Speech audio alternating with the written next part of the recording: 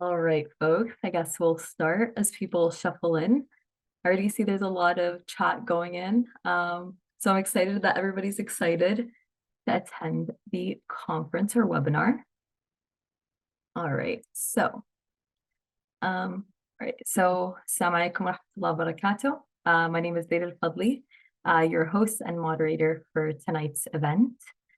Before we begin, I'd like to acknowledge that we are gathered on the traditional territories of the indigenous people of this land, who have been stewards of this land since time immemorial.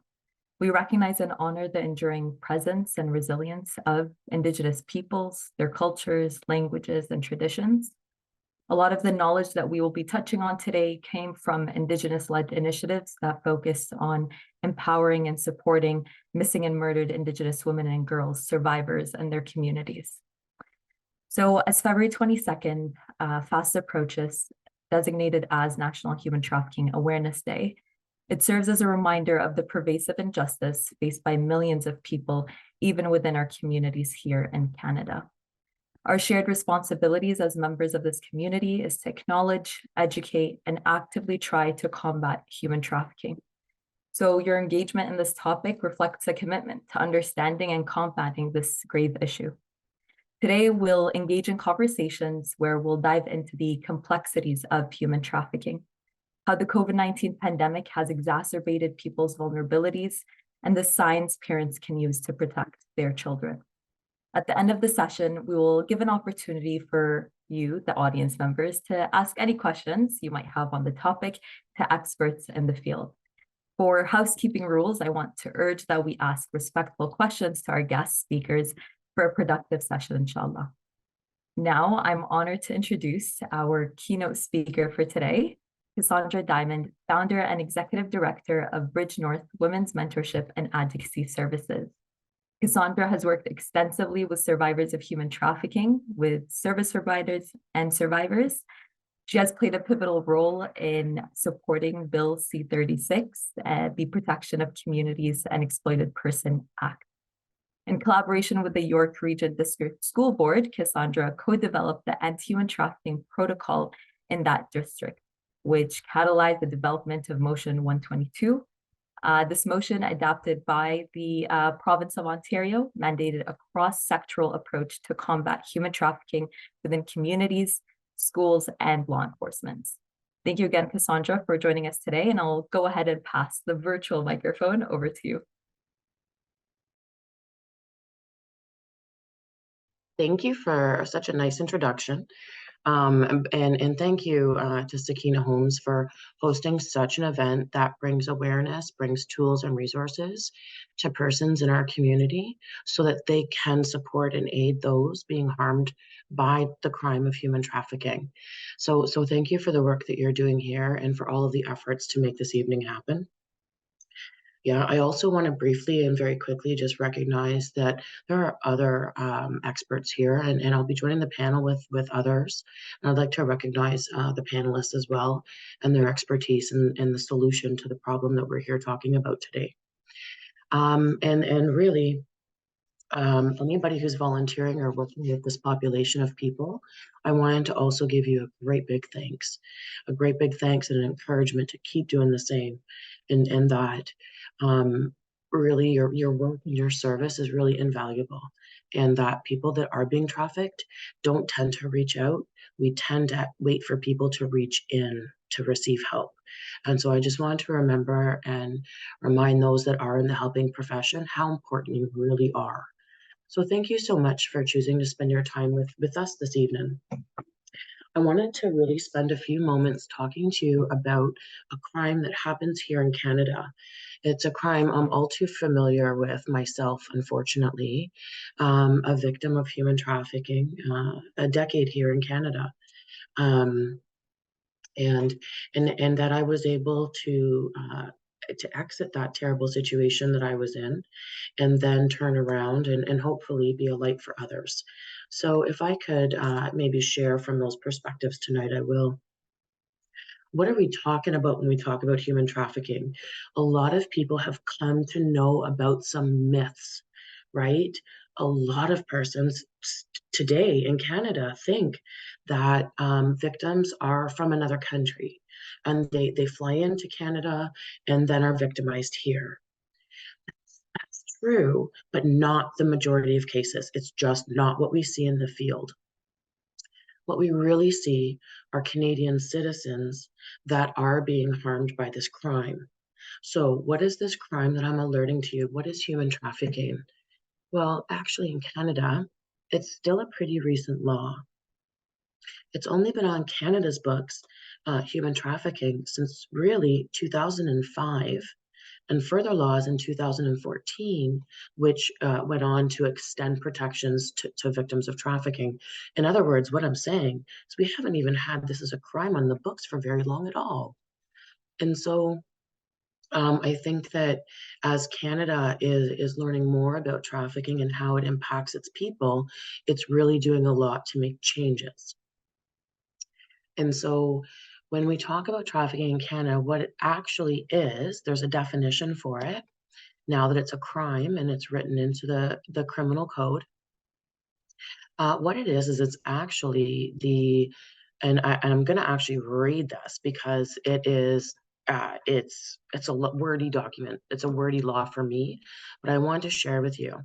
It's the recruiting, harboring, controlling another person's movements, using force, physical or psychological coercion, or deception for the purposes of exploiting that person, typically for forced labor or sexual exploitation. In short, it is the control of another person to exploit them. Really, in Canada, we face, there's really 4 types of trafficking here in Canada that we're concerned about.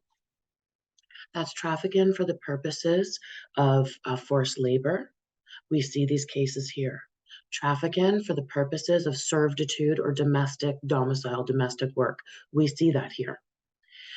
Evidence of trafficking for the purposes of sexual exploitation. In Canada, that's what we mostly see. That's our biggest type of trafficking here in Canada, is for the purposes of sex. But be reminded, there's still organ trafficking. And that is something that does happen as well. There's an example, a biography, or not a biography, sorry, but basically an expose of how it happens. And so when we're talking about organ trafficking in Canada, it's you could see the documentary I watched. Basically, it's Tales from the Organ Trade, and it documents how persons, North Americans, essentially Westerner North Americans, go online to look for an organ because they might not be able to get through the hospital system fast enough. And then what they do is they find a broker, and they then go to a well-developed country where the organ is transported to, and then they receive the surgery there, coming back home with the organ intact. So organ trafficking really does happen here in Canada. So, knowing that there's a definition of laws, I wanted to make sure that we're also aware that sitting here in Ontario, we're really in the mecca of the nation of trafficking in Canada. Toronto really is the hub of human trafficking for the nation. That means that victims have either been through Toronto, they were transported through Toronto, they are from Toronto, or they've been sold or ended up in Toronto in some way, shape, or form at some time in their trafficking. So we know this because we have stats and records that indicate this. Majority of cases regarding human trafficking are coming out of Ontario. Police are reporting currently 67% of cases are here in Ontario. And when I'm talking about trafficking now, I wanted to start to dial it back down a little bit. I want to share the experiences that I have at work, but I also want to share the experiences that I've had in my life as a trafficked person. I want to share what I saw, and I want to share what I believe impacts people here today, what impacts you actually here today. Um, what I've seen back in the life myself is that trafficking is and people who traffic, it's like they're blind. They don't care about your age. They don't care about your nationality or your background. They don't care if you're new to Canada or if you've been born in Canada. It just doesn't have any regard for any of these things. And so we know that all parents and caregivers need to be very aware of the issue, because it can impact their community, their family, and the things that make life good for people, right? So when I'm talking about the things I see about trafficking, I wanted to talk to you about a couple of perspectives. The perspective that comes from being a victim of trafficking, but also the perspective of somewhat of how traffickers get to traffic. So, in other words, perpetrators, before they become traffickers, first of all, anybody before they are traffickers were kids first. Okay. People were not usually born traffickers, and people usually are not born finding themselves in the life. They wind up there somehow. And so, a lot of the things that I'm seeing now is that there are many victims that come from a variety of communities, including the Muslim community, and that there isn't a lot of support for victims in the Muslim community that is culturally reliable or sensitive. And so we know that we're lacking a lot of these types of services, but we also see, from what I've been witnessing, I'll tell you a case I had, newcomer community. We had a victim where she had been not sent to Canada, but had her family and herself had decided that Canada was a good option to continue her education. Her family from India, very a good family, and they had sent their daughter to Canada to live with grandparents and aunts and uncles to continue her education here. A lovely girl, a very lovely girl. And so here she is going to school. Here she is joining the newcomer community, doing everything she's supposed to be doing. And while she's at a school community event, she bumps into this guy. And this guy, same culture, same country, same province, just so many similarities. And he was using that intentionally to deceive her. He had been going to newcomer facilities where he knew he would find victims that he would then be able to exploit using the Muslim culture against them, right? So, for example, now this girl's here in Canada. She is being trafficked. And when police intervene on her behalf, she was not really able to move forward with any criminal charges or anything against the trafficker for fear of retribution against herself, for fear of shame, for fear of her family ousting her, right? She has, as a Muslim woman, she had responsibilities that I don't have culturally, that made it very difficult to be able to prosecute the case moving forward. And so we need the community and the assistance to be able to reduce shame from victims so that they can move forward. Something else that I see that really is saddening to me is I see a lot of persons from the newcomer communities as well. And what's happening is their male children trying to fit into the culture. I see sometimes that sometimes males fall prey to gangs, just wanting to fit in, just wanting to belong. And so we also have male children that get indoctrinated through gangs, right? And I'm just as concerned about male children, right, who get involved via gangs into the life of a trafficker. And so we just wanted to kind of talk about a few of these things with you, knowing that I think that the community that's represented today is a minority group, and that there's not enough light being shined on Muslim survivors and persons that are currently being trafficked, right? We don't have a fulsome response. So those are a few of the things that I see in the field that I've experienced myself.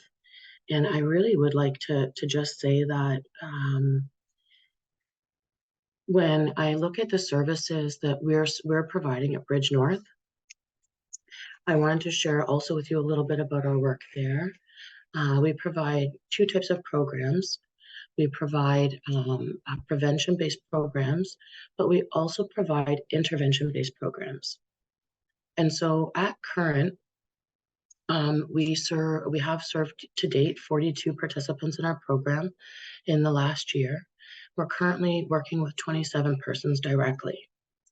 Why I wanted to tell you those numbers is because out of the majority of people we're serving today, we are serving mostly between 12 to 15-year-olds, right? And so when we're talking about trafficked people, we're talking about young people oftentimes. And so I just wanted to share with you some of the numbers that we're seeing, the ages of people that we're seeing. And again, you know, it is incredible to me how after all this time, you know, it doesn't matter your background. It doesn't matter where you're from. It doesn't matter.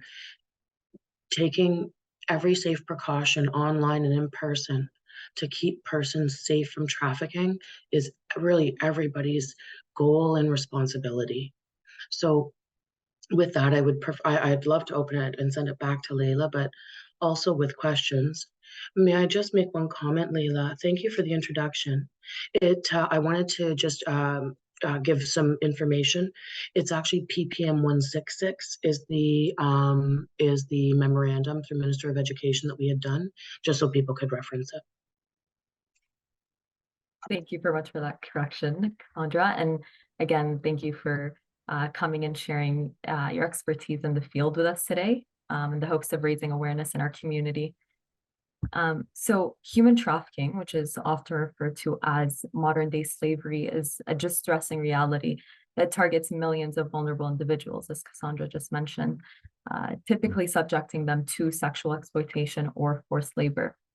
Now, Public Safety Canada describes human trafficking as the recruitment, transportation, harboring, and or exercising control, direction, or influence over the movement of a person in order to exploit that individual, typically through sexual exploitation or forced labor. Human traffickers use a variety of different tactics, including threat, debt bondages, abuse, and other manipulative tactics to exploit vulnerable individuals.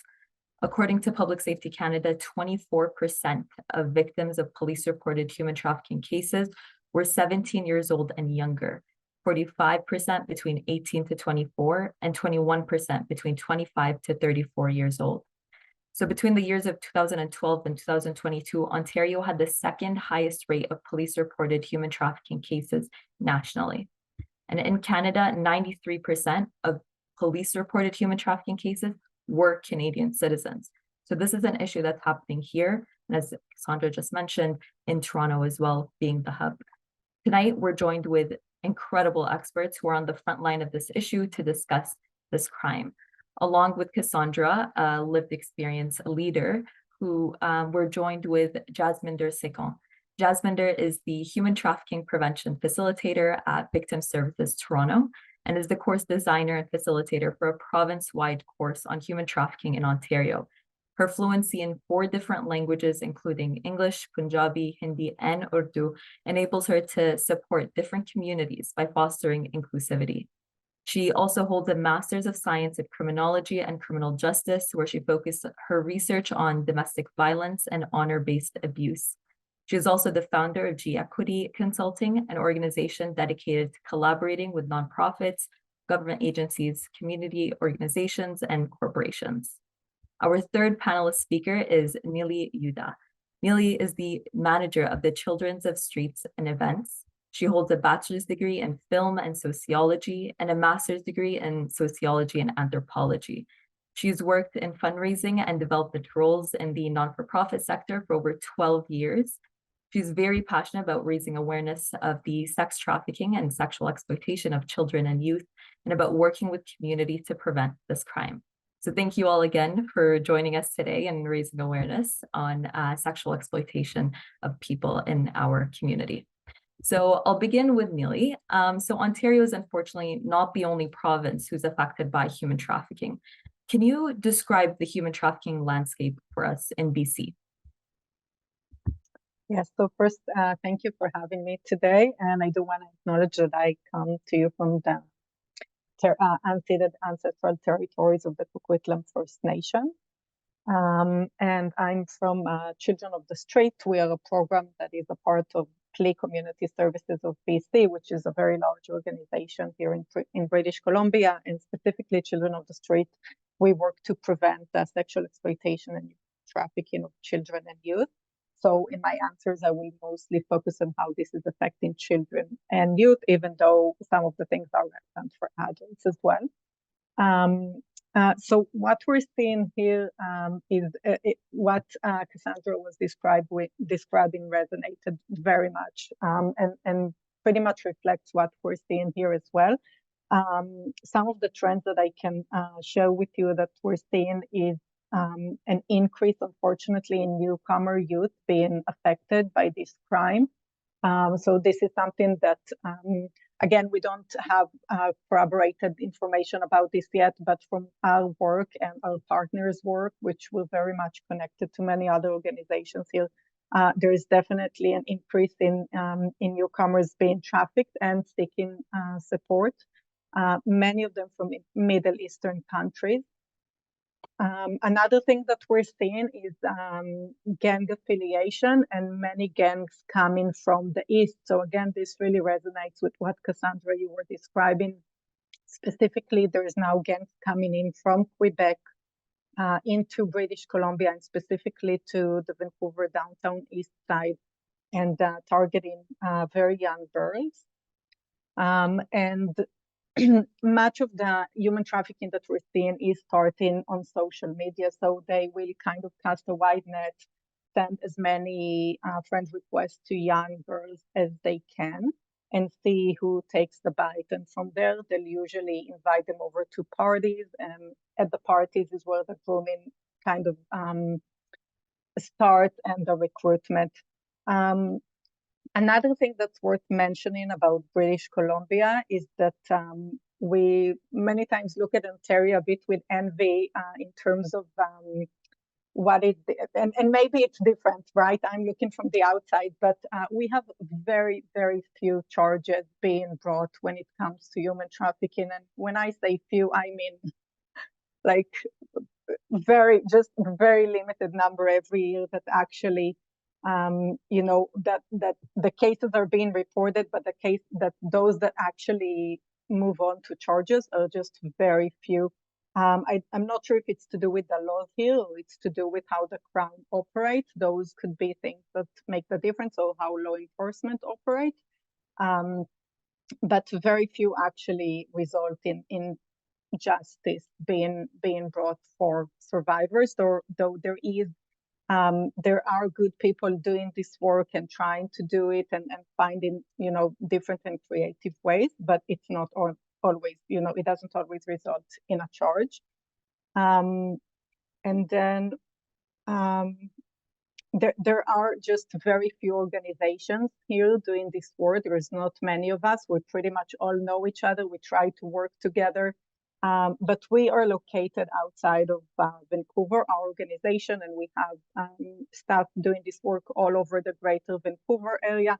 But I get calls from all over British Columbia, really from northern BC, from the interior, from Vancouver Island, of organizations who come across these cases and just don't know what to do and who to turn to.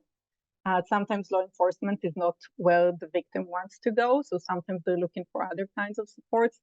And there's very few with the knowledge and experience to support these people. So there's definitely room to expand it and have more people and more agencies doing this work. That's it. Yeah, thank you so much. I mean, you brought up a lot of very important topics like grooming and social media. I'll pass this over to Jasminder. Initially, when I learned about human trafficking, I associated it solely with instances of victims being kidnapped, right? So could you talk a bit more, provide us with a broader understanding of the context of human trafficking that the public might not be aware of? Absolutely. And both my colleagues, Casandra and Neely, have alluded to this. The fact that there tends to be a trusting relationship involved when there's a situation where there's human trafficking. And so people will pose as a friend, they might pose as an intimate partner, so a boyfriend or a girlfriend. It might be, a family member or a friend of a family member or something along those lines. And so when you have these situations where there's a trusting relationship involved, traffickers tend to create what's called a trauma bond. So taking people through a cycle of showing them a lot of love, a lot of care, a lot of attention, and then, pushing their boundaries and, experiencing some forms of abuse. And so when that trauma bond is created, it's extremely difficult to break. Anybody who kind of works in the field will know that usually you're working with one client for years and years on end, because they leave, they might go back. They leave, they might go back. And that's to no fault of their own. That is just the reality of what human trafficking actually ends up looking like, because there's that trusting relationship. And so because there's a trusting relationship, people don't throw somebody else into the back of a white van and, take them away from their families, right? The isolation happens in ways that are a lot more sinister and a lot more elusive. So what they might be saying is, for example, so maybe you and your parents don't get along, right? You and your parents don't get along. Maybe, for me, like, for example, I'm Punjabi, I'm South Asian, growing up, my parents and I, we went head to head. I wasn't allowed to go to the mall. I wasn't allowed to go to the movies. I wasn't allowed to go anywhere. And so if, I was targeted as a young person, for example, right, a trafficker might say to me, hey, you don't need to live at home with your parents. You're too mature for that, right? Let's leave. You can live with me. You have a safe place to stay. And I might say, okay, like I'm done being annoyed and frustrated by my parents and having to do all this stuff all the time, and I don't get to do whatever I want. And so those are the things that traffickers are taking. They're taking issues that are pre-existing within a person's healthy support systems, and they're making them bigger. So kind of just turning like a mountain out of a molehill. So we see that. And because of that, you don't need to, kidnap somebody, right? The victim is oftentimes going with that person willingly, and they're not being locked up or tied up when they're there. When they're there, they're staying because those bars, those ties, they're very psychological in nature, right? So building that trust with that person really ends up making them feel like this might be my only option. There's a lot of fear of leaving. So if I walk out of that door, where am I going to go? Who's ever going to love me in the same way again? It's fear of physical violence, of course, although physical violence doesn't take place in every single situation, but the fear could definitely be there. And then, of course, the trauma bond, right? When I worked at Victim Services, about 50% of the young people that we supported who were under the age of 18 years old actually went to school Monday to Friday and were trafficked, over the weekend in the evening. So, a huge misconception is you have to be missing in order to be trafficked, and that is just quite simply not the case. Thank you. I mean, since we're on the topic of misconception, I will direct this to the whole panel. Please feel free to add your input. What are the common misconceptions regarding human trafficking that could directly or indirectly affect survivors of human trafficking, or even people that are currently being trafficked? And are there ways we can debunk that right now in these conversations?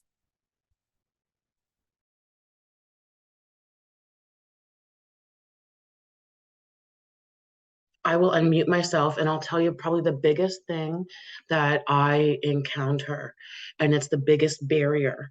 And what it is it is defensiveness and fear. When I say to parents about trafficking, their first response to me is, not my kid. I watch my kid.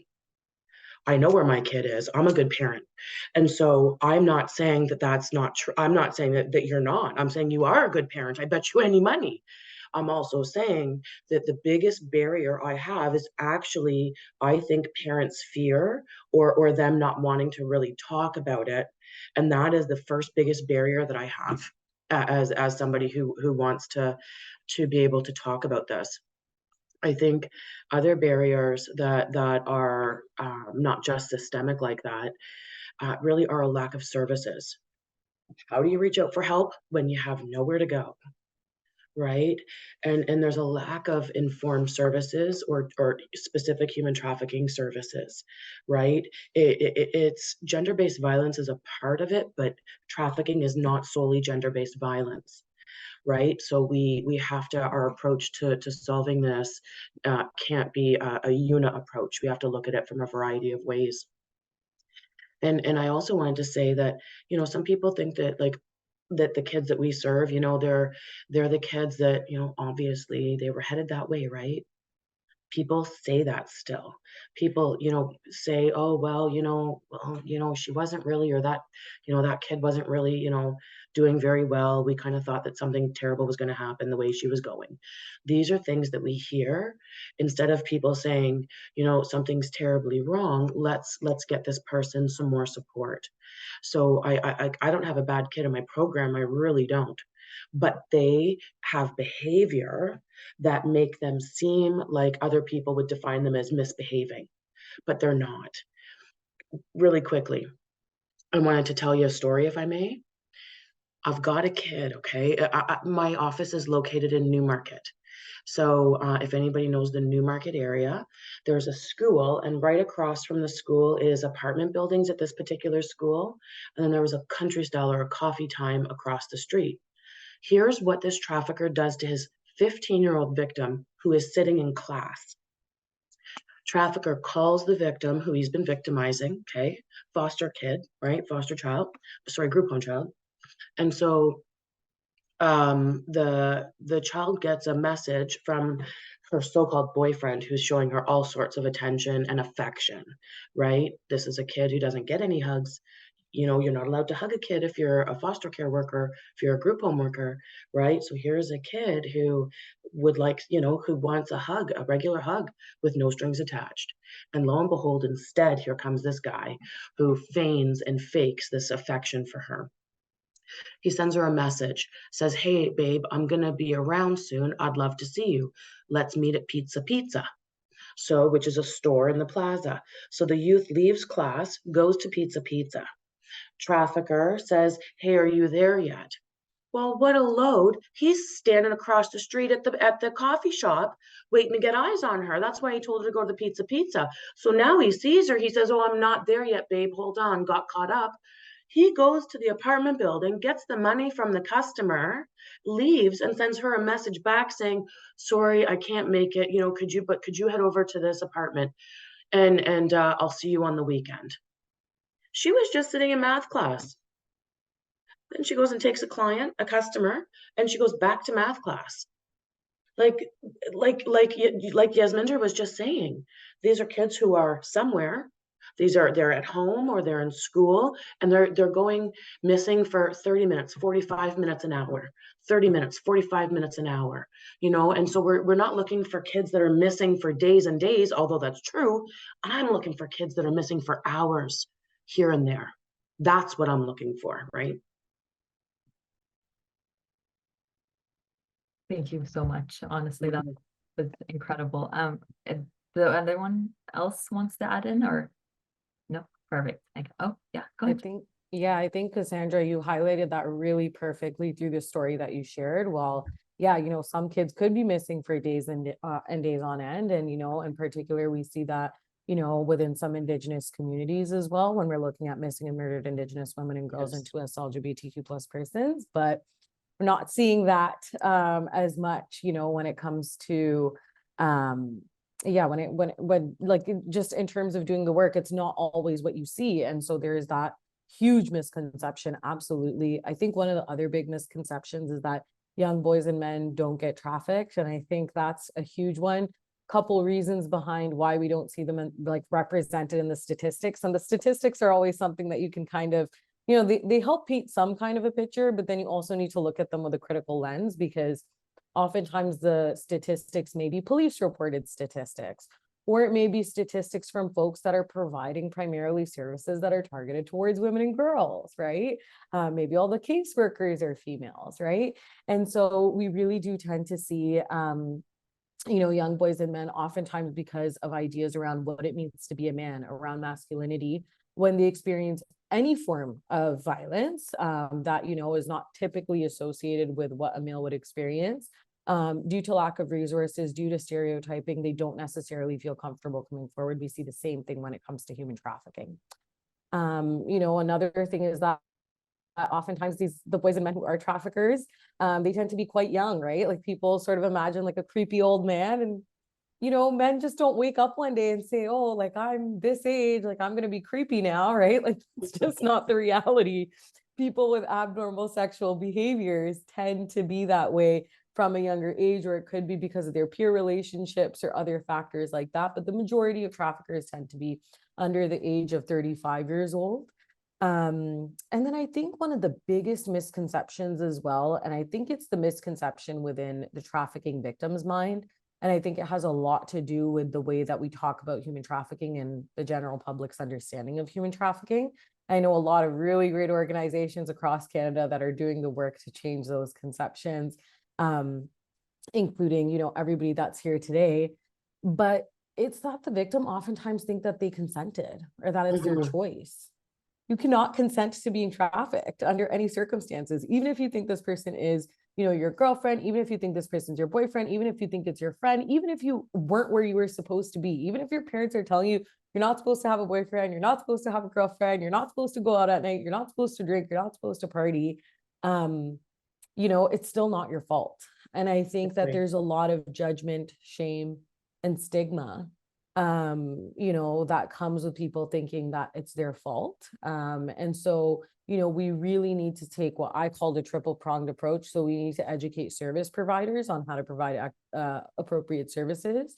We need to educate young people on what human trafficking looks like so they know it's not their fault and they can reach out for support. And then we also need to educate parents and caregivers, because there's so much shame, so much judgment, so much stigma when somebody does come forward, right? Like I've worked with, in particular, South Asian, Middle Eastern youth that they come forward and, if their parent finds out, they're in more trouble and more unsafe, and it compounds the lack of safety that they have when they're being trafficked, right?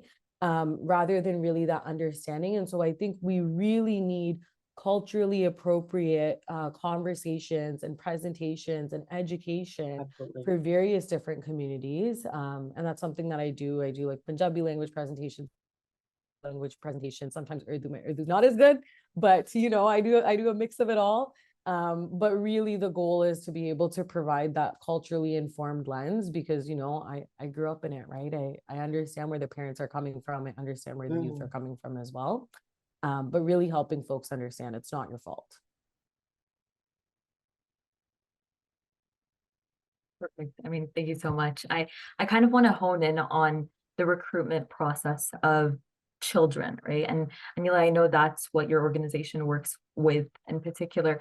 Can you go through like a step-by-step process of how the recruitment process is? How do those children eventually meet their trafficker? Yes, yeah, we can do that. So the way it usually starts is with either luring or recruitment, and those terms are sometimes used interchangeably, or different organizations have a different description. We just to make it easy, when it starts online, we call it luring. When it starts in person, we call it recruitment, but basically they're not all that different. And what we're seeing a lot these days is, as I mentioned, traffickers or exploiters will send just like the most basic DM or a friend request to youth, sometimes via Instagram or Snapchat. Those are very popular by youth and by predators, unfortunately, because they know that's where they are. We're also seeing a lot of it happening on Discord when they're targeting boys specifically. So they'll just start very casually with sending a friend request or a DM or commenting on their pictures. And once the youth responds, they can start working on building a relationship and kind of transfer over to the grooming stage.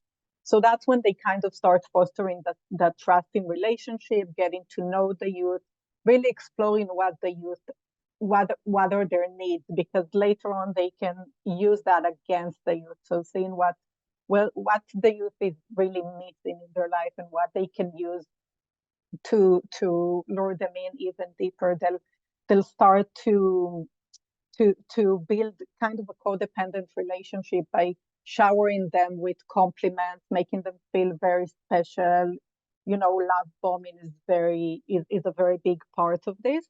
And also offering a lot of free gifts. So this can happen in person or online, right? So if it's online, they can send them gift cards for Amazon, or they can send them V-Bucks for Roblox or Robux. There's different kinds of currencies on games. And if it's in person, it can be phones, it can be drugs and alcohol, which are very big, obviously. It can be luxury items, and just kind of start building that relationship where the other person feels very, very special. And then the next part usually is starting to isolate them from their peers, their friends, their loved ones. And again, that people think that requires, you know, taking someone and removing them from their family. But what we're often saying is just saying things like, your family doesn't get you, don't tell your parents about this. You're so much more mature than your friends. I'm the only one who can understand you. Or if the youth sometimes is a bit older, inviting them to move over. So you're 17, you don't need to live at home, come live with me. This is something that happens a lot when it's an intimate partner, right? Or somebody pretending to be a boyfriend or a girlfriend. So once that the isolation is kind of in place, it's much easier to start controlling the youth. And then again, it can look quite different. It can move on to threats and fear, and just telling the youth, you owe me for all of the presents that I've given you, or you owe me because I've been putting you up, you're living with me, I'm paying for your rent, I'm paying your food, I'm paying for your drugs if they're invited to parties. And somebody needs to pay for all of this, and now you owe me. And from there, or threatening them. So fear is a huge thing to use, right? I know where you live, I know where your family lives. If you don't do this for me, then I'm gonna come after you or after your family. Or I'll just expose you and I'll tell everybody who knows you what you've been doing. And then forcing them into selling sex to pay back that debt, or to help pay for whatever it is that they need. And as I think Casandra said, or Jasminder said, many times the youth don't even understand that this is what's happening, right? Because they're thinking, this is my boyfriend, I'm doing it for us, I'm helping to support us, it's only fair that I contribute my share. And I'm just helping to pay for things. And it can take a very long time for them to even understand that they're in an exploitative relationship, or that they are being used. And sometimes they are still living at home while they're doing it. So this is something like they do, you know, as part of their regular lifestyle.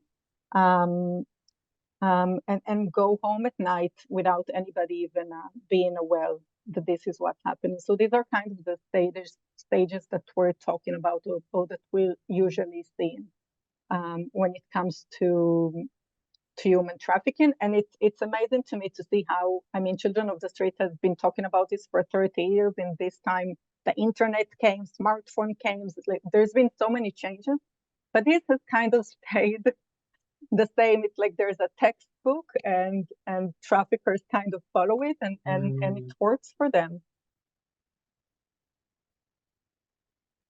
Thank you so much, Neely. And okay, thank you so much for the stages of recruitment. There's actually an interesting study that was conducted by Covenant House Toronto that talked about 36% of reported cases of human trafficking were actually trafficked by their family, by their immediate family. Can we talk a bit about how does this happen? Because when I saw the report, I didn't really believe it almost.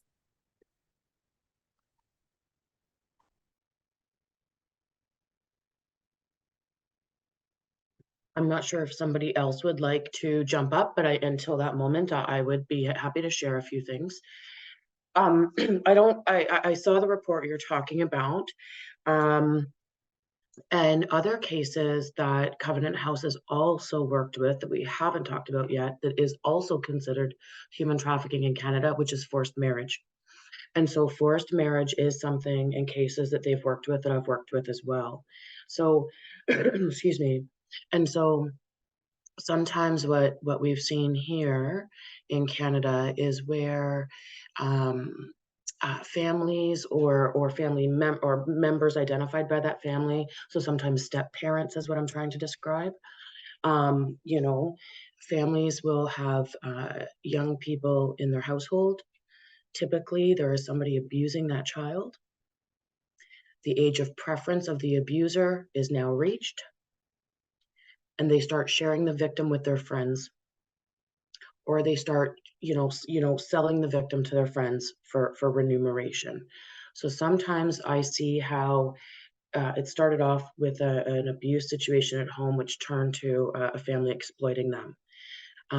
Other situations I've found is that people, and I work with this as well, persons that, and I saw a comment here, group home children are so vulnerable. I just had to read that because it is so true. Thank you very much, Hannah. And so sometimes what I was going to say is that I work with CAS on a regular basis, and I get call after call. CAS says, is this kid being trafficked? And I go do the home visit, and actually they're not being trafficked, but mom is. And so what they're starting to, so they see, the teenager, some of the behaviors of the teenager, but when we look at it, the mom was a group home kid that wasn't getting help back in the day and now has children of her own. So they kind of grew up in the life. So I see these two examples. I mean, some things you touched on were like intergenerational trauma almost, yeah. And it's definitely, forced marriage is definitely common amongst the Middle Eastern, the Southeast Asian community, especially when considering the honor-based abuse. So I wanted to ask Jasminder if you can touch a little bit more about that. Yeah, absolutely. So I know Laila had mentioned earlier when I did my master's thesis on honor-based violence and what that actually looks like in effective police responses that don't other and shame, communities that are from various different backgrounds, but rather look at it through, an intersectional approach in which we, take into consideration things like culture and really, understand how that could have an impact the same way that that could have an impact on, any other situation. So, when it comes to honor-based violence, it's really any form of violence that takes place as a result of basically somebody attempting to gain back perceived honor that was lost in some way, shape, or form, or to hold on to, what they would consider to be honor. And, oftentimes the term izzat is used, that's sort of the colloquial term that is used through much of South Asia and the Middle East. And is really focused around honor. I think honor is basically a simplified term when we really think about it, because there are so many additional cultural nuances when you actually look at the term izzat. And so because many communities are actually ones that really respect, their community, really they value, being a respected member of their community, they are, and while that has many benefits, right, in many ways, I think we also need to acknowledge that sometimes what also ends up happening is that people may not feel like they have as much of an ability to say no and to stand up for themselves in the situation that they are in. And so because there is this great deal of respect oftentimes for folks that are elder in the family, there's a great deal of respect, that comes with, for example, marrying into particular families. People may feel a disproportionate level of pressure to actually do that thing, right? And so oftentimes marriages can be one of those things, because when we think about marriage, oftentimes it's like a social contract, right? And especially in cultures where, two people marrying each other is not just two people, but it's also two families coming together. And like I said, in many ways that can be beautiful, that can add a lot of additional pressure to people, to maybe feel like they have to say yes in a situation where, actually you have the right to say no. And so it's also important to distinguish between arranged marriage. There are many people who have arranged marriages, which are not forced marriages. In an arranged marriage, both people are consenting to the situation. In a forced marriage, there's one party or both parties that do not consent to the marriage itself. And so the reason why the marriage is happening is to bring some form of, positive sort of light potentially onto the family, or it could be to avoid, sort of like a negative, the family being seen through a negative light by turning down, a relationship or a proposal. And then also we have a situation as well where sometimes people are actually encouraged to do this, in order to do things like pay off family debt, or, maybe they are going into situations or pressured into situations that they wouldn't otherwise normally go into. And then they're in that, and then they're being forced to, perform a lot of essentially domestic servitude, and they've never consented to the marriage in the first place. So it's really a complex and layered issue. I think it's also one that requires a lot of cultural nuance and also a lot of cultural respect when we are taking on those cases, because, some of the things that actually make a community really, really beautiful, such as, a huge respect for, other people within their family, other people within their community, can sometimes be used, right, to actually end up trafficking that person. And I think that's something that, we really need to think about. And then I also think that kind of honor-based violence outside of the context of forced marriages, but within the ways that it intersects with human trafficking, it's a form of human trafficking in and of itself. But then the other thing that we also end up seeing is some intersections of honor-based violence and human trafficking. So for example, somebody's trafficked, and then their family or their community find out, and they say, oh, well, this person has done sex work, or this person's now lost their virginity, or this person is no longer marriageable. And then violence, whether it's physical, emotional, psychological, continuing to be committed against that person, because this has happened to them. And that's something that is actually, unfortunately, all too common as well. And there's a real fear for a lot of young people to reach out for help. And we're seeing quite a number of very interesting cases, in particular in Peel, where we have a lot of international students, where traffickers are targeting them because, they're vulnerable. They, don't have access to safe housing. They don't have access to, they're paying like triple the tuition fees. They don't have access to their regular support systems, right? Very, very vulnerable young people that are being trafficked. And then once they're trafficked, what traffickers are holding over their head is, well, who's ever going to marry you now? And who's going to love you now? And how are you going to tell your parents? And I have these photos and videos of you, and wait till I show your family, or wait till I show your community. And I think that for all of us is really a learning opportunity to say, regardless of, what your background is, or what, acts you've engaged in, or anything like that, you are still worthy of being treated with love, with kindness, and with respect, right? I think in particular, whether you look at any culture, including Western culture, including Canadian culture, there's a real shame and stigma that comes with women that are perceived to have sex or a lot of sex. That's just a reality across the board. And I think it makes a lot of women feel like they cannot exit the life because they feel like nobody's going to love me, nobody's going to care for me, nobody's going to respect me. And I just, want to reemphasize that, for anybody that's being trafficked, like, you are worthy, right? You are worthy of love. You are worthy of not being judged. You are worthy of not being shamed, and you're worthy of support. And I'll leave it at that. Thank you so much for highlighting like the intersectional barriers that survivors face when they're trying to leave the life. And human trafficking through forced marriage is a form of domestic violence that disproportionately affects refugees and immigrant women and girls in Canada. So I know we talked about newcomers, and Casandra talked about how like gang affiliation and peer-to-peer recruitment is something that's very common. Can we talk a bit more about that, about how gang affiliations actually forces vulnerable people to become recruited? And I'll open this to the panel so whoever can. I think what we're seeing a lot here in BC is that many youth who are joining the gangs, whether it's to be gang members or whether it's eventually to be trafficked, which they don't understand usually at the beginning, is that the gang really provides them with a sense of belonging and a sense of a home. So I think the gangs are doing a pretty good job at targeting very vulnerable youth and just offering them that sense of belonging, which I think is one of the reasons that newcomer youth are unfortunately more vulnerable to this, not just, but it's another layer that's added to that.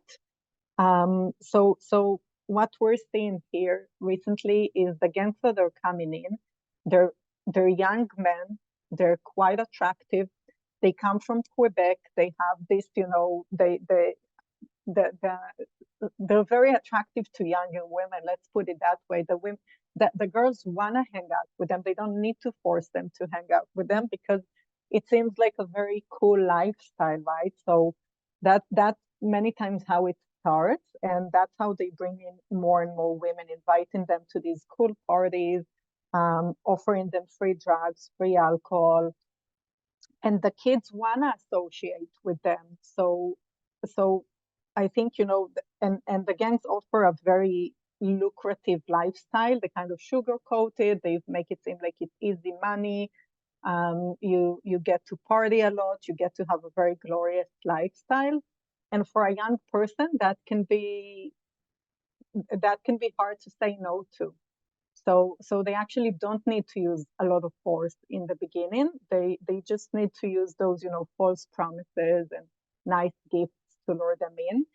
With the peer-to-peer exploitation, which is related to gangs, we do see a lot.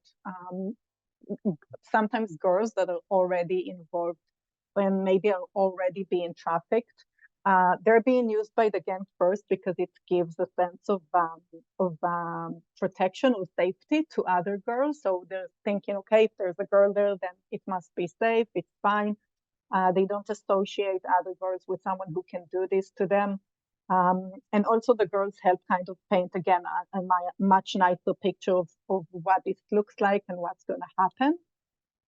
And many times when girls who are already being trafficked are involved in recruitment, it's because it means that they will have to do less work. So they will have to see less clients. It will take the burden off them. So unfortunately, their way out is to bring more girls in. So this is their contribution to the gang instead of actually doing the work.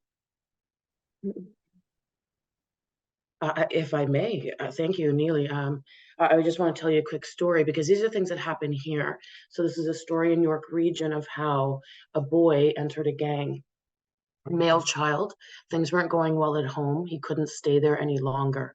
He needed to go to a shelter to live safely. And so here he is at the shelter. It's a co-ed shelter. And the shelter happens to be located in Richmond Hill, Ontario. And so there's many there. And so this youth exits the shelter. He's popular with everybody, by the way, because he's a good kid. And so sure enough, of course, the drug dealers who stand on the corners, the drug dealers, they know where the shelters are. They know where the group homes are. They know where the foster homes are and this stuff. And they tend to be in these locations where vulnerable people can be found. So this child is looking to purchase some marijuana. And in doing so, he goes to the drug dealer and says, hey, can I just have some marijuana? Drug dealer says, absolutely, you can. That girl that you were hanging out with outside the shelter? Man, she's gorgeous. I'd love to meet her. Can you introduce me to her next time? So sure enough, by the way, that marijuana was free. Don't worry about it. You'll get me next time. So of course, next time he brings the girl out that the drug dealer was eyeing and preparing to victimize. At the end of the day, what he's doing is he's using this young male who's at a shelter, right? And now he is getting this young male innocuously, unknowingly, to introduce him to these women that are at the shelter. So he's now becoming complicit. Now what happens is this guy stops having female friends at the shelter because they start getting sold. right? So now he's not popular anymore so much at the shelter because, you know, and he realizes what's happening. He goes, oh my gosh, that guy was, you know, turning the girls out. So now he's confronted with, well, do I continue that behavior or not? Right? Gang life does only really one thing, and it fills the void of family. Okay, when we see people who are involved or getting involved, particularly young boys, in gang life, it can be tied back to a family, really a lack of, or, you know, an under stressed family. You know, in my case, my family was under great stress, and so it pushed my family apart instead of keeping them together under the big stress. So, you know, we know that when persons, particularly newcomers to Canada, are trying to make a whole new way for themselves, like my family did. We're born to a Jewish family. They survived the entire Holocaust. My Bubby and Zadie, my grandparents, had to come here and make a whole brand new life from nothing. Not even identification they had. They didn't even have identification from the war, right? And we have parents in those same situations today, and under such stress, sometimes the boat breaks apart. And you know, and we know that at times like that, families can get back together, things can mend, but filling that void still happens through gangs. Thank you so much, Casandra. Something that you all have alluded to is how men and boys can also be trafficked and can also be sexually exploited. Can we talk about how toxic masculinity can also play a role to human trafficking? I definitely alluded to this earlier, so I'm happy to sort of expand on it. I think in a twofold way. One is toxic masculinity plays a role as a trafficker. Toxic masculinity also plays a role as a victim, as someone who is being trafficked. And so I mentioned earlier that if you are a young boy or man that's being trafficked, oftentimes there may be a fear of coming forward. And when we think about our ideas of what it means to be a man, right? And when we think about toxic masculinity, you know, there's a couple of things that are associated with it, right? Power over others, sexual prowess, right? And physical domination.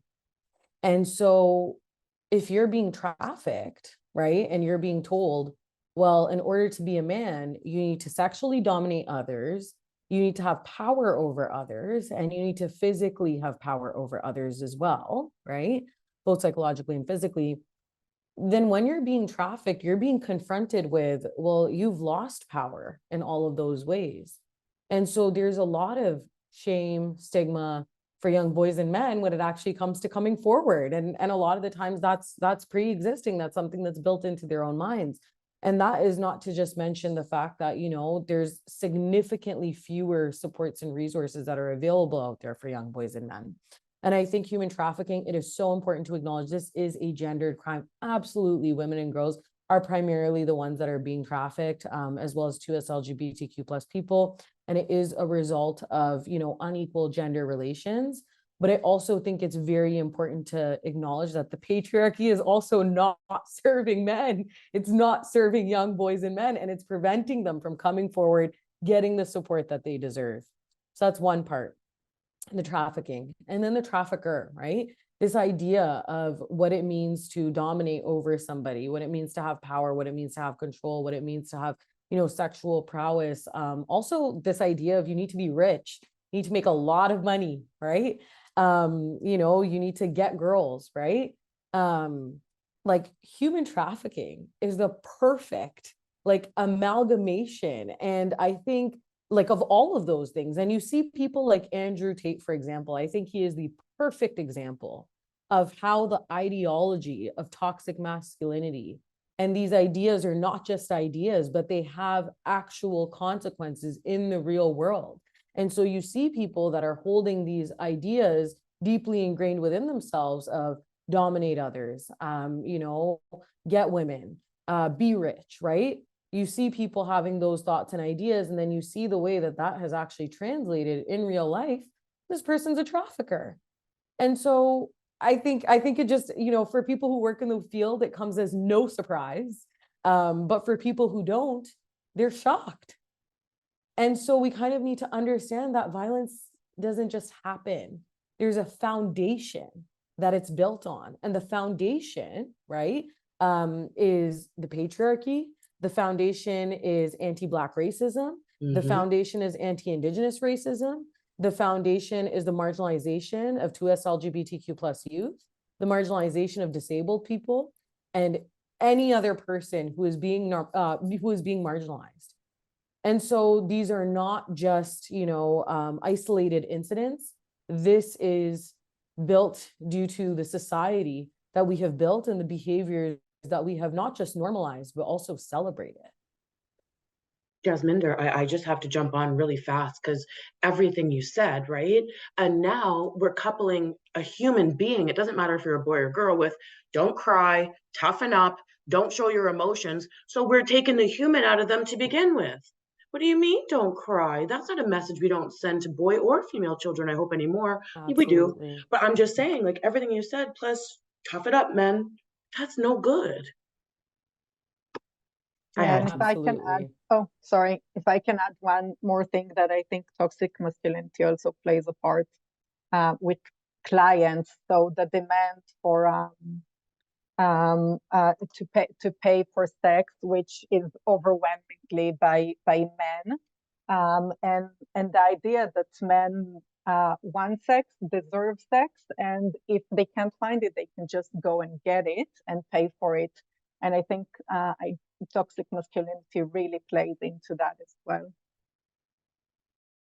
Before we move on from this, because it is going to take us right back, Laila, to trafficking, I want to be very clear and direct with everybody listening here.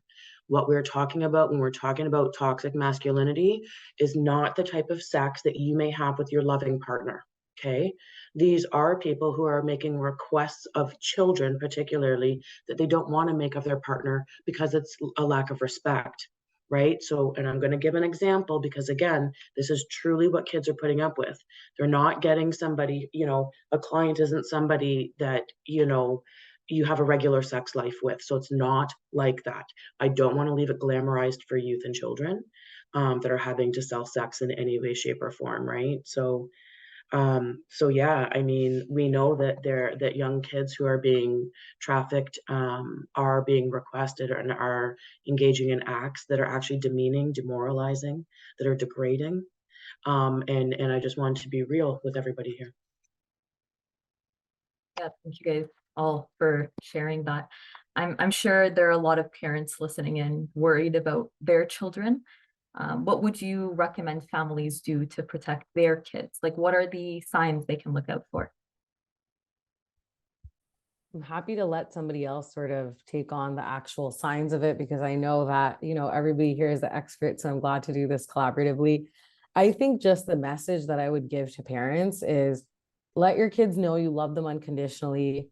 No level of nothing that they go through is going to prevent you from loving them. I think that's just first and foremost. And, Casandra, like you talked about this in terms of people being involved in the life, and it's primarily because of a lack of community, a lack of feeling supported, a lack of, connection, right? In particular, when it comes to gangs. And so, and then we also see traffickers playing up on that and trying to create that sense of safety and community as well. So, that's 100% a factor. So just letting young people know that they're supported, they're loved, they're cared for no matter what, I think is incredibly important. And the second thing is understand, what the foundation of human trafficking is, a lack of consent, so it's a lack of consent. It's also a lack of understanding of what exploitation looks like. It's also, maybe being not having, access to economic opportunities. So do what is in your power as a parent from young ages to be able to teach those things. Of course, I'm saying, once your kids are old enough, talk to them about human trafficking. Average age of recruitment is 11 to 14 years old. People say my 11-year-old, they're too young to learn about trafficking. If they're old enough to be trafficked, they're old enough to learn and be educated about trafficking, point blank, period. And so you need to have those conversations. If you don't have the ability to have those conversations, attend a seminar like this, attend other seminars, attend other things that are taking place in your community, watch YouTube videos. Like, there is the ability to learn. And then of course, talk about those related concepts with young people from, you know, quite young ages. And so when we're talking about consent, that's not just something that you learn once you become, you know, of the age that you can have sex, or, you know, some people may assume that my kid's not going to have sex outside of marriage. Well, surprise, it's happening all the time. And the only thing that's really taking place is that a lot of young people aren't educated about their rights, right? And the same thing is happening even in the context of marriage, where a lot of people think they're consenting, and it's, you know, just because you're married to somebody or in a relationship with somebody doesn't automatically equal consent. So these are important topics to teach young people about. And so when we're talking about, you know, from the age of like 2 years old, you can like teach kids how to like imply consent. You don't want to hug somebody, don't force them to hug that person, right? You know, you don't want to talk to, like, all that type of stuff, right? Especially when it comes to their physical body and bodily autonomy, right?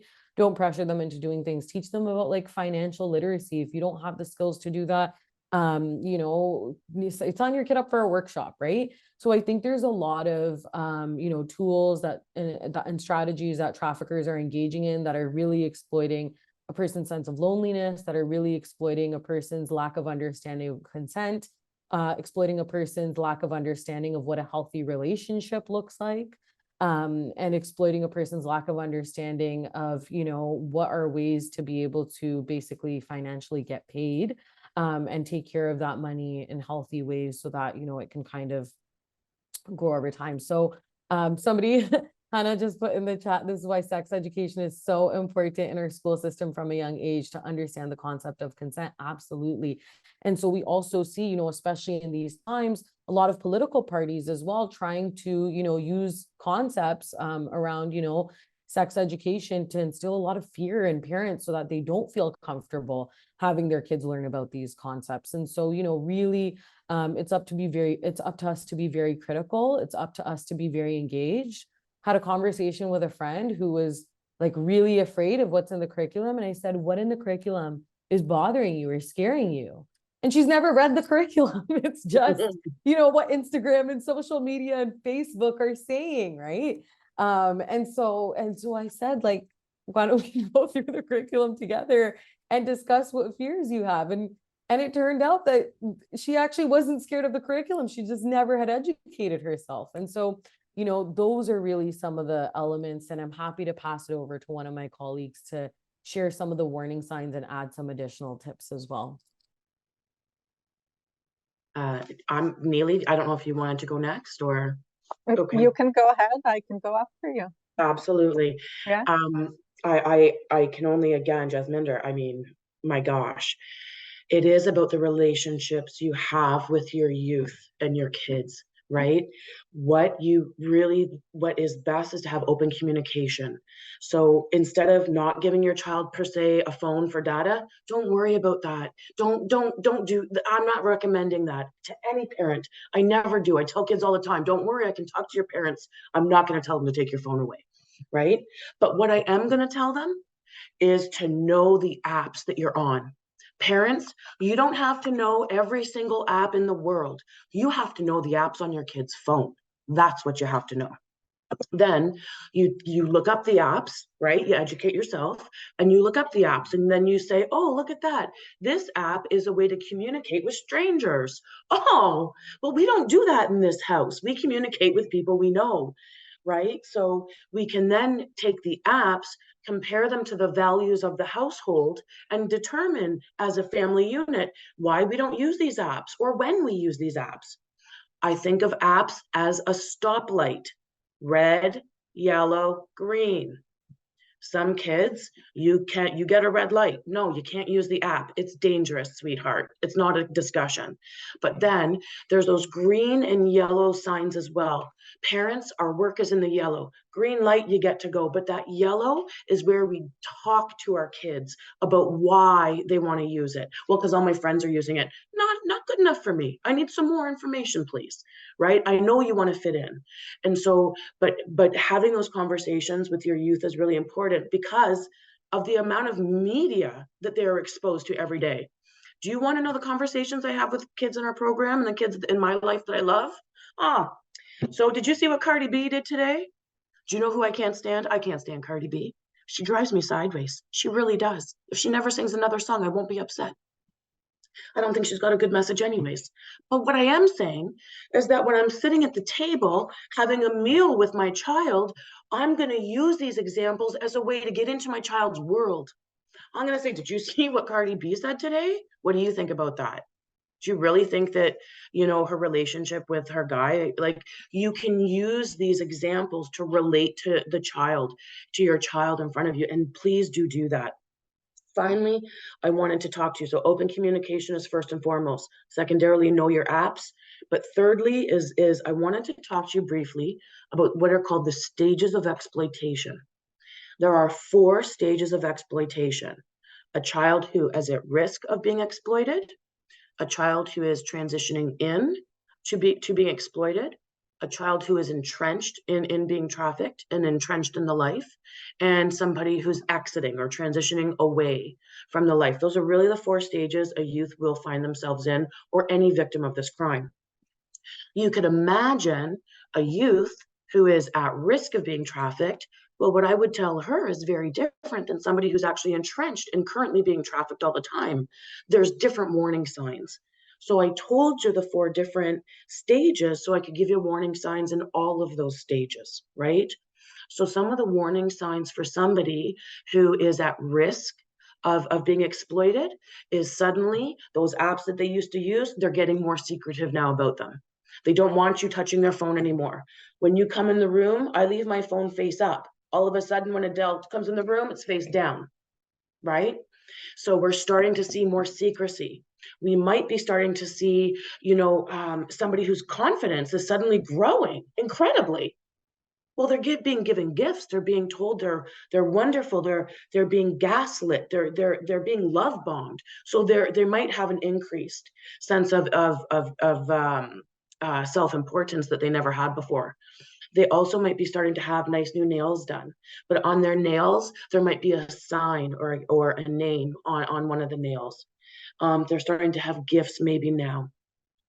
When somebody who is transitioning into being trafficked, some of the signs that you might see is now a kid who can't explain where they've been for 20 minutes or 30 minutes, you know, or somebody who is now going shopping, somebody who now has, you know, some money on them that they never used to have before, $20, $40, $50, or they're tapping on their bank card a little bit more because they're getting those e-transfers of a little bit of money.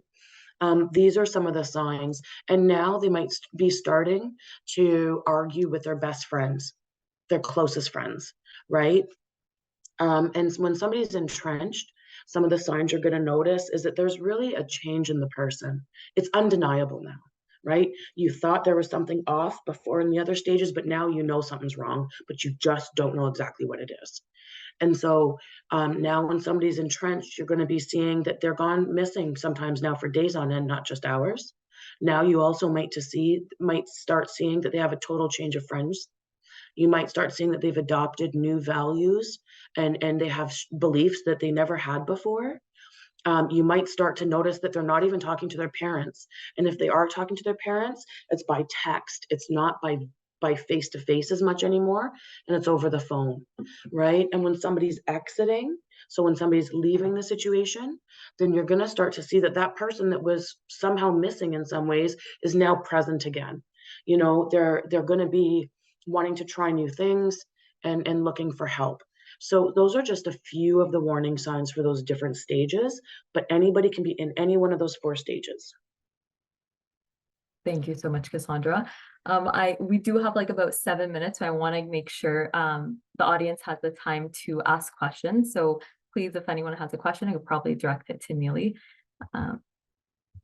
Okay, so there's this one question. So in some cases, kids will actually disappear for days and come back to their home. Yes, in some cases.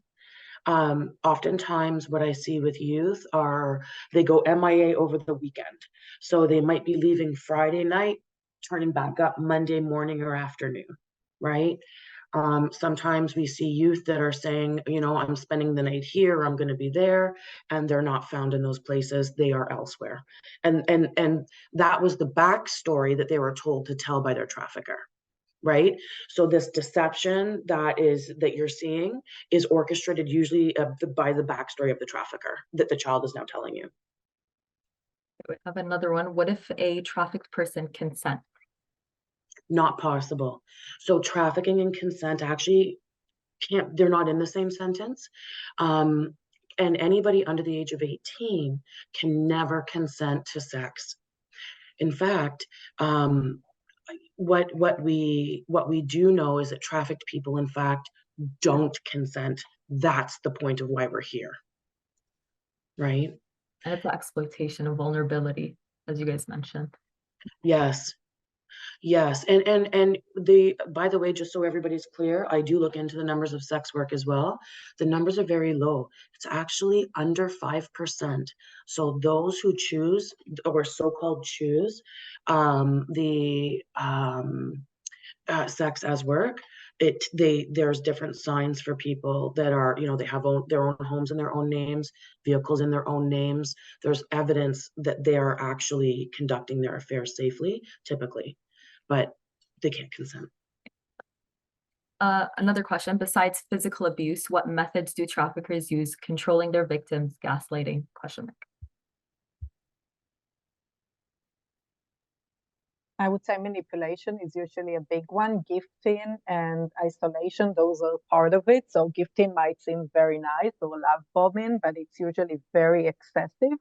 And it's a tool just to get them to the next point. So even if, you know, it might sound really nice to begin with, that somebody showers you with compliments and gifts, it's just the tool to kind of create that connection and create a debt later. And that's a part of the manipulation, right? So trying to show someone that you love them, that you care for them, when actually this is a plan. This can take a very long time, by the way. Like grooming can take, it can be short, but it can take even 2 years. Traffickers can be very persistent.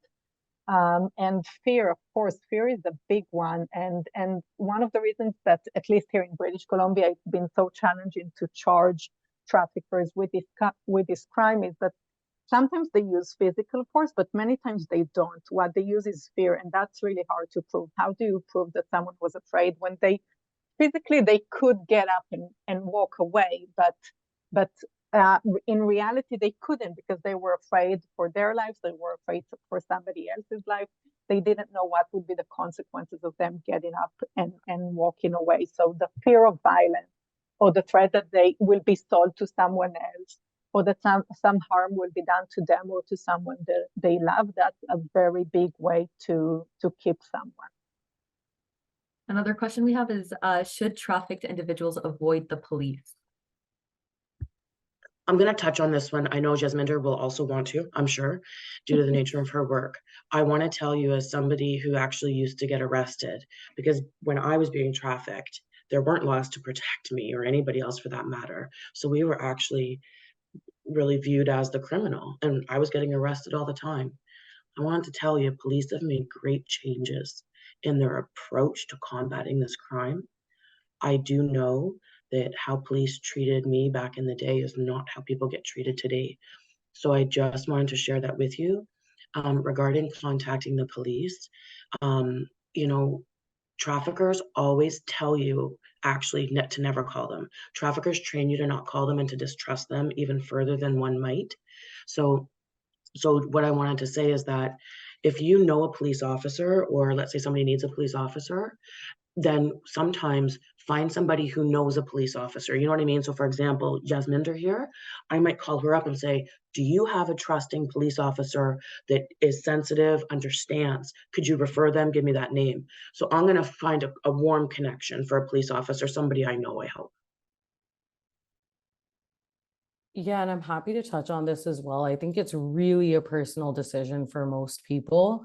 And you know, at Victim Services, we don't pressure anybody to make a decision either way. We do work in partnership with the police. However, we are a separate not-for-profit organization from the police, although that is a common misconception that we're a branch. However, we are separate. And I think that, you know, like, as Casandra mentioned, there have been a lot of changes when it comes to policing as well. One of the big things that I would highlight is that when people are getting trauma-informed, survivor-centered support, you know, and that's usually through agencies, because the job of the police is to investigate the situation and attempt to get justice through the criminal justice system. Now, for some people, that's important to them. For others, that might not be important for them at all. For some people, what might be important to them is getting alternative housing, getting out of that situation, never having to think about it again. And so that, you know, it's really a personal decision that each individual person can either choose to take on or not to take on. It's really up to them.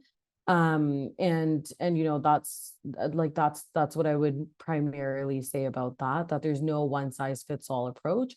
We also know that some communities, because the marginalizations that they experience, have a lack of trust with the police. And I want to acknowledge that as well, right?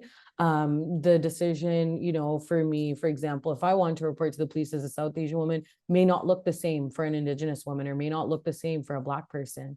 And so I think that's important to acknowledge. I think it's important to highlight. And I think that, yeah, as I mentioned, it's very much an individual choice, but there are many you know, folks that have had very positive experiences as well with reporting, especially sort of over time.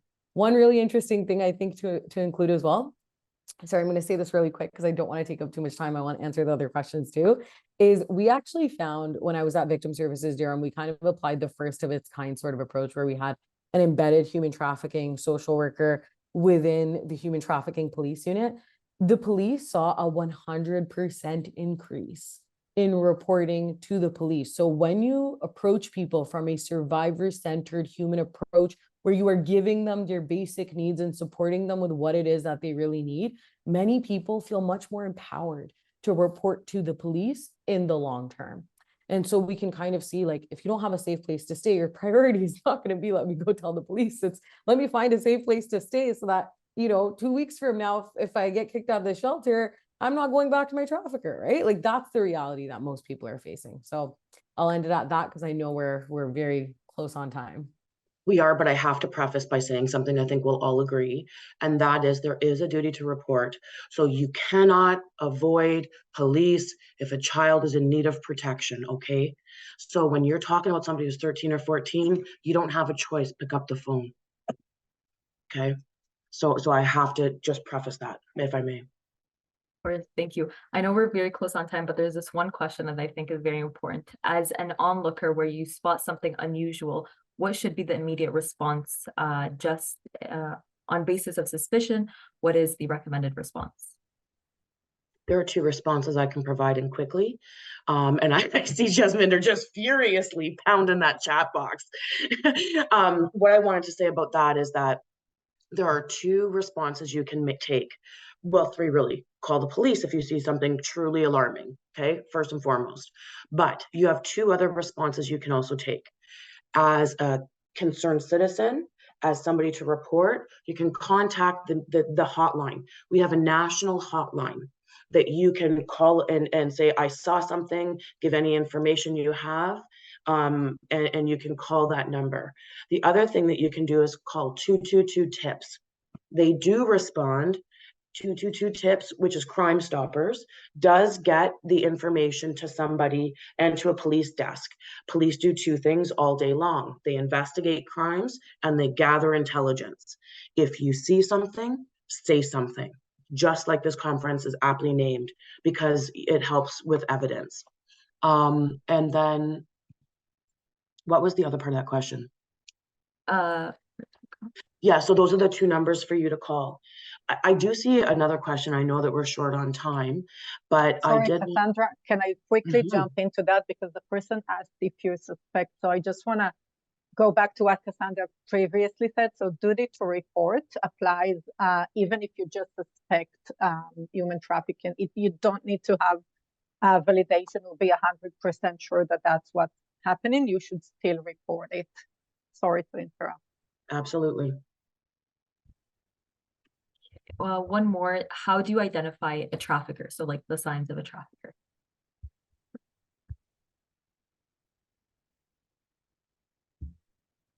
Happy to go. Anybody else want to go? How do you spot the signs of a trafficker? There you go, right on, Jasminder. Spotting the signs of a trafficker, they have a duplicitous life. Okay, they really have a duplicitous life. They often have great big backstories. I know a lot of traffickers that say that they're in construction because, you know, you can get called out of town to work for construction for months or for days on end, right?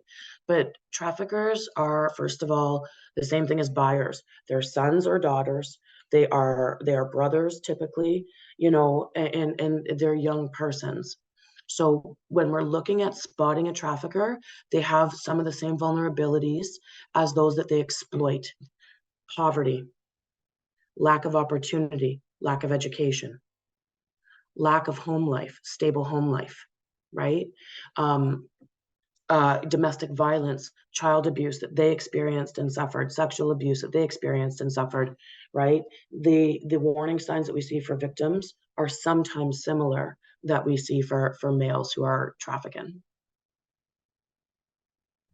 Amazing. Thank you. One last question. So as a transitional housing support worker, I see survivors of sex trafficking who have been approved for priority status for subsidized housing, struggling to find affordable, safe place till they get a housing offer. Are there any supports these clients for these clients available?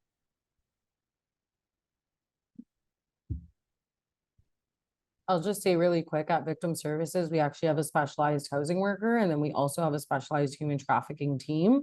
Our human trafficking team is made up of, like, we have folks that, we actually have the first of its kind project that works to eliminate coerced debt from human traffickers.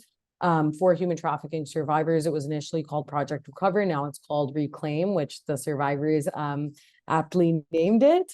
And so, you know, we can assist, you know, sometimes there's some barriers because folks might have debt in their name as well. So you can give us a call. We can help to eliminate that debt, help to advocate on their behalf. Housing worker can also help support.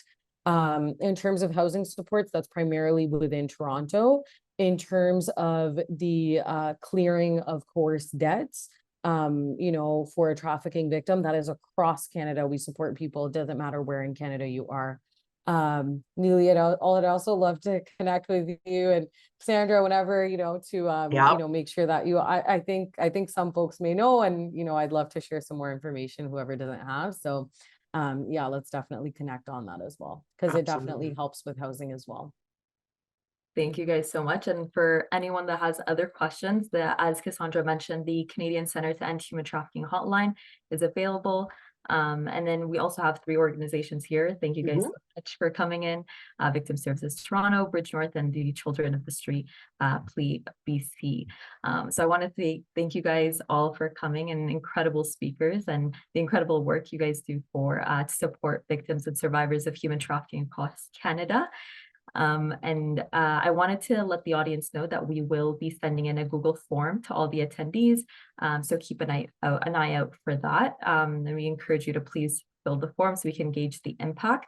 But thank you all very much for coming and attending the event. And thank you for staying for more time than we assigned. Thank you so much. Thank you very much also. Take care, guys. Right.